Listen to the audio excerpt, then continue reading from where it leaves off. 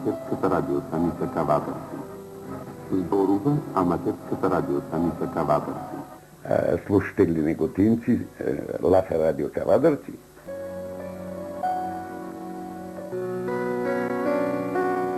Нема ръкопис, што не можам да прочитам, нели? Си извежбав и во една прилика на една желба, немам време да ја видам, микрофонот е отворен и тој на тој му е честита новоизградената ќерка.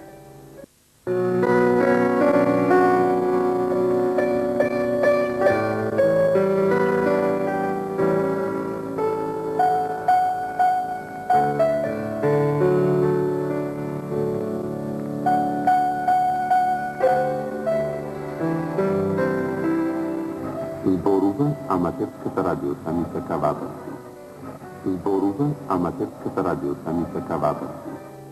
Овој длабок глас далечната 1958 година, која распоруваше плодната тиквешија, одзвонуваше низ кавадаречката калдрма, беше на Киро Попангелов, кој во историјата на радиотелевизија Кавадарци ќе остане забележан како прв спикер кој имаше таа чест да ја започне програмата на тогашната локална радиостаница.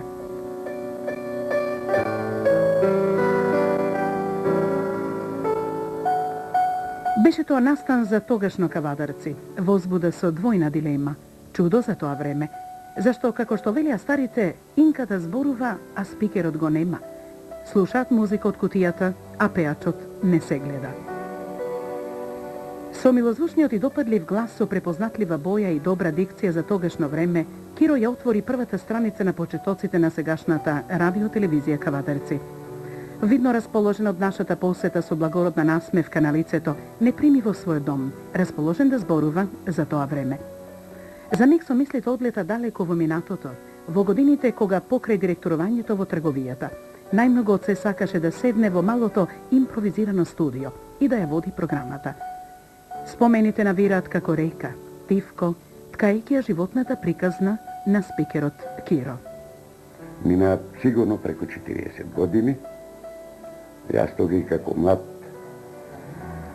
започнав сосем случајно, по идеја и инсистирање на Илија Каров, тогашен директор на Домот на културата. Тоа така почна спонтано и течеше некаде 7-8 години. Во таа ситуација се сеќавам сега и се чудам самиот на себе, како успевав да ги спојам работата, домот и обврските во радијата. Морав да бидам секој ден во 3 часот, точен, без разлика на обврските во работата или домашните. При тоа, бидејќи тогаш, прво техниката, а потоа и уопште уредник и така натаки немаше, Илија Каров беше едини, и директор на Домот на културата, и уредник. Бе многу ситуации, во ситуација да бидам и уредник, и спикер, а условијата за тоа сето што се одбиваше беа навистина за денешни услови смешни без мало. Се случуваше да стигнам на време на радиото, во просториите, а да при тоа нема припремено ма баш ништо од програмите. Програмата во текот на денот ја припремаше Илија Каров, меѓутоа само со називите на емисиите, вести и така натаки, бидејќи снимен материјал скоро и да немаше, тоа одеше се во живо и нормално во тие такви околности се случуваа често пати и лапсуси, се случува работи кои што не би требало да бидат, меѓутоа заради сета таквите околности се случуваат. И во такви околности јас морав сам да се снаоѓам. Имам една случка да ја раскажам од тоа време, тоа се некаде почетоците, разбира се. Имавме емисија од областта на културата, баш така и се викаше таа емисија. Доваѓам во Домот на културата, Борче ми вика за емисијата, техничарот Борче покојниот, нема ништо припремано. Ја најави се емисијата и брзо побарав низ вестници и така натаму и најдов некој пригоден текст. Го прочитав, меѓутоа емисијата немаше да биде она емисија што треба, бидејќи многу малку имаше говорен дел текст. Само на музика не може. Умеѓувремено пуштив па нешто музика и доваѓа во спикерната, по една просторија иста беше, Петар Нанев, и би вика, што си нервозен? Му викам, немам нешто да прочитам од поезија, нешто, не можам да најдам и така. Он вика, јас ќе ти дадам, ова е моја книга сега скоро испадната, ми отвара страница, а веќе мелодијата заврши, и јас, како ми отвори, он и јас земав да ја читам. И сега, кога почнев да ја читам, ја веќе видов каде зафлео, меѓутоа, тоа е тоа, жива емисија, нема враќање, ја допрочитав на крајот, до крајот песната, заврши Борче, јас се испокарав со Петар Нанев, како смееше да ме вака наместиш. Он се смее, вика, зашто, вика, па во е штампано, во е книга.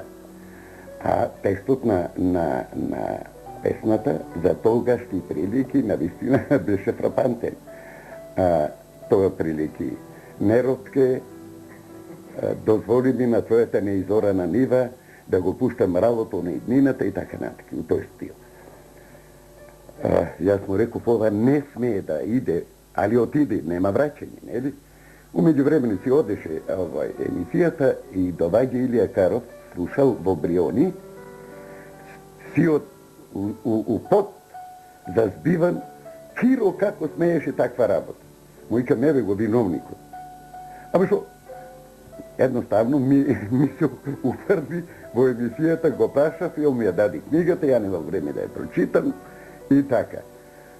Утре ќе не растурат у социјалистички, кој што ни беше основач на радиото и воопште на Домот на културата.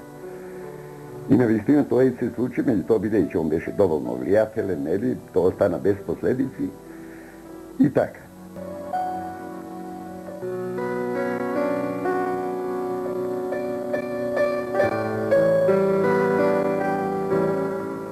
Инаку, морам да спомнам и тоа, условијата за работа.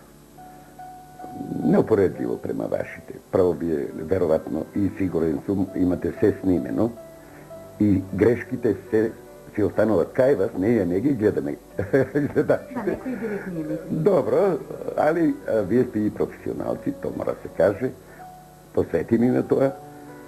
Впрочем, знаете, заедно имаме снимано реклами и други емисии и така натаки. Тоа беа задните, нели? Во истата просторија во која што ја водев емисијата, беше и техничарот и уште некој присутен. А во ходникот, во таа просторија која што вратата рака да пикнеш натре, зјаеше, се слуша разноразни гласови и тоа се тоа дешувате. Имам еден интересен момент,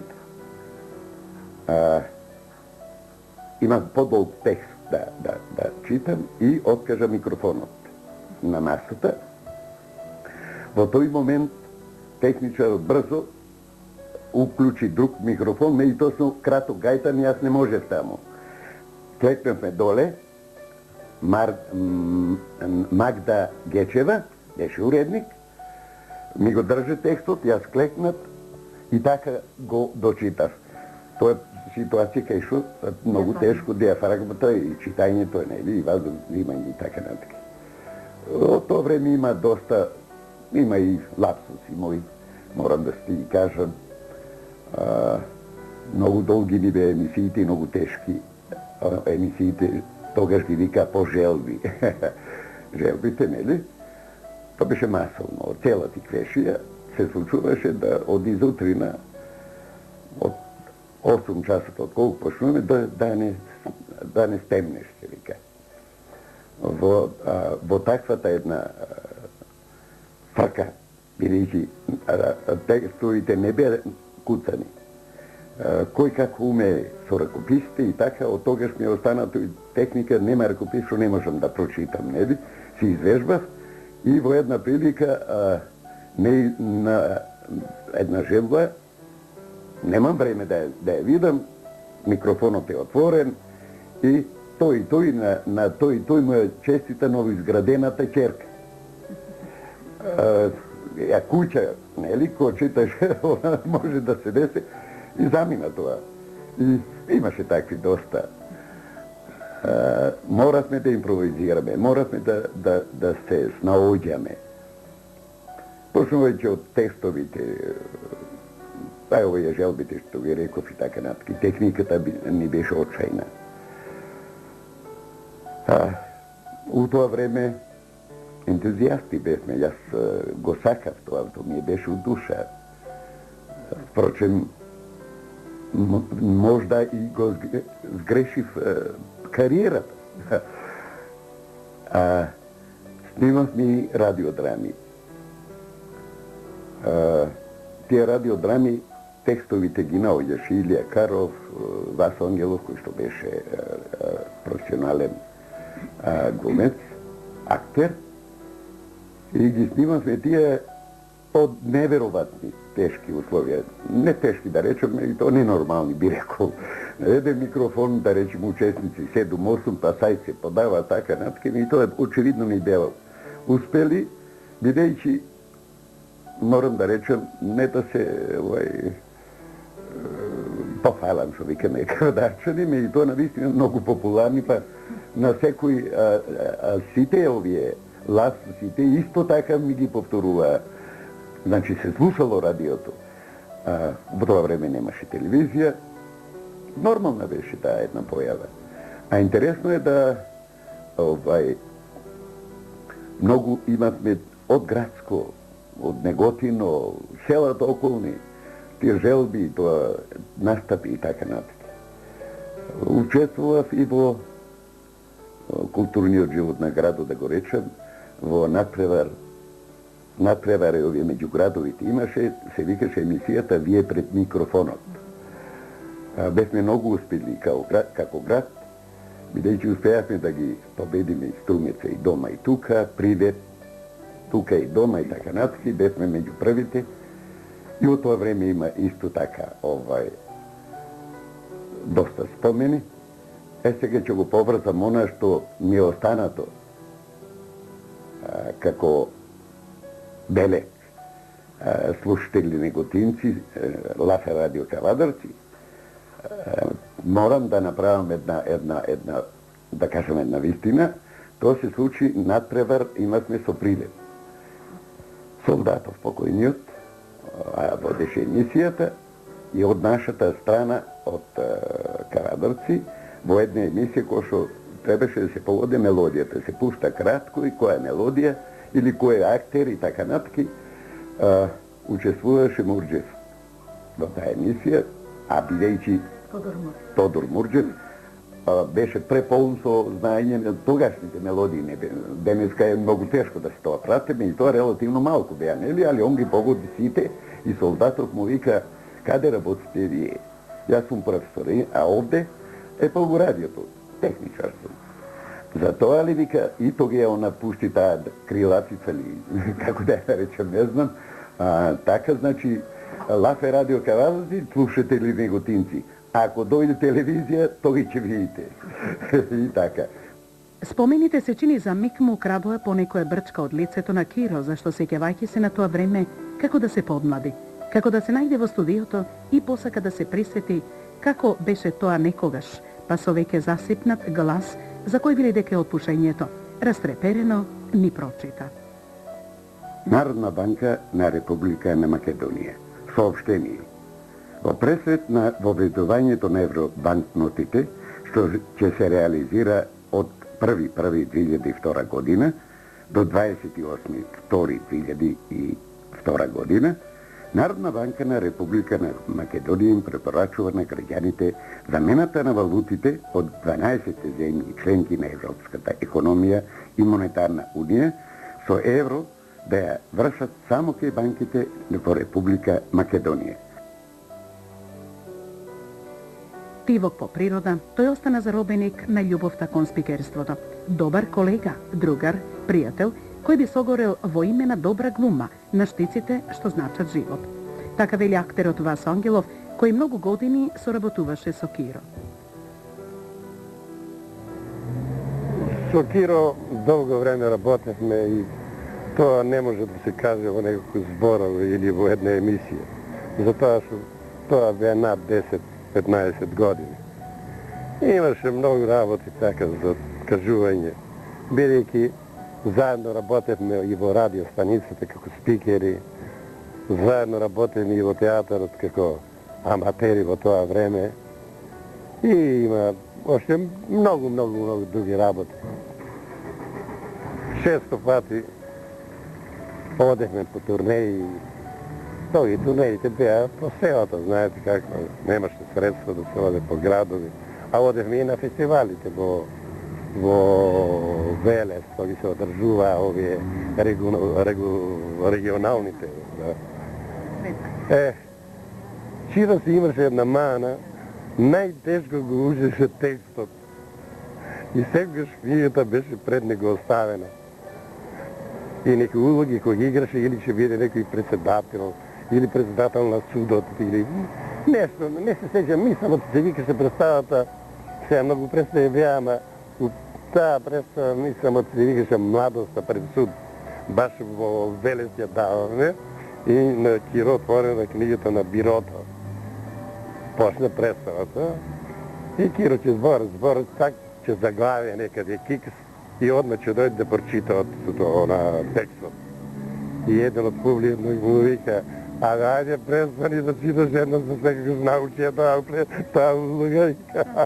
А како спикер, кажете ми колку имате спомени во радио Кавадарци? Па, како спикер и многу пати заедно спикираме. Тога, знаете, немаше машина за прекуцување на текстови, ами текстовите нарака, како пристигнуваа желбите и директно одеа. И ние си имаме еден шаблон. Тој шаблон или била ново изградена куќа, или новородено дете. И сега од дете една ќе биде. И колку пати наместо новородено дете, ни ново изградена куќа, или ново изградена куќа, новородено дете. Така се мотав, ми ќе дојде човек, тај мамбе што прави, бе. А бе внука или внуче имам, а вие куќа ми чистим. А инаку како другар, како беше, мислам? Беше прекрасен човек и со него до ден денеска добро живееме. Да кажам, не знам, не знаеше тој да сгреши, не знаеше да се скара со некој. И многу добар живот и живеавме така тие неколку години. Сите тие години Киро не би ги издржал со сите обврски што ги бараше спикирувањето, ако немаше голема поддршка и љубов и почит од сопругата Панда, која целиот работен век го помина како професор со своји ангажирања. Сега е пензионер и има доволно време за семејството и сопругот Киро. Учевме основно училиште, гимназија и на студии беме заедно. И еве, колку да речеме, 40-50 години вече. 50 години сме заедно во брак. Како ви мина животот, посебно е оној дел кога Киро мораше да спикира, мораше да биде одсетен од дома, а ви беше потребен. Дали замерувавте? Нема замерување за тоа. Јас имав разбирање. Има неговата желба е таа и готово, нема што тука јас да замерувам. Така. Ви годеше ли популярноста на Киро? Епа, ми годише, зашто да не. Зашто да не, добро. Но беше често одсетен од дома, а децата требаше да се подигат. Епа, беше одсетен.